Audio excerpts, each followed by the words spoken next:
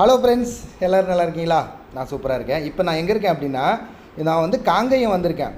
காங்கேயத்தில் நம்ம hollow block company போட்டு கொடுத்து கிட்டத்தட்ட பார்த்திங்கன்னா ஒரு வருஷத்துக்கு கிட்ட ஆயிடுச்சு. இப்போ எதுக்கு வந்துங்கிறேன்னா, இந்த ஃபேன் மிக்சர் வந்து நான் போட்டு கொடுத்தோம். இந்த ஃபேன் மிக்சரு தேஞ்சிருச்சு. அதனால் நம்ம அதை மாற்றுறதுக்காக வந்திருக்கோம்.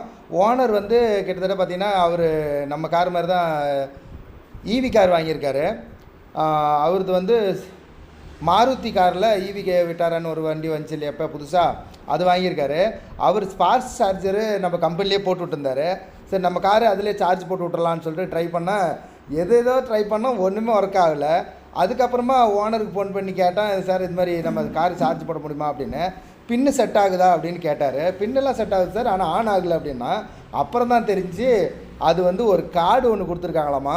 அந்த கார்டு அங்கே வச்சாதான் ஆன் ஆகுமா.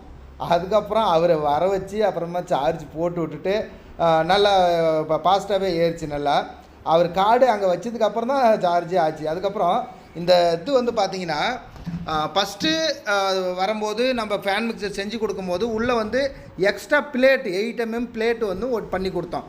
ஒரு 10 இன்ச்சில் எக்ஸ்ட்ரா பிளேட்டு பண்ணி கொடுத்தோம்.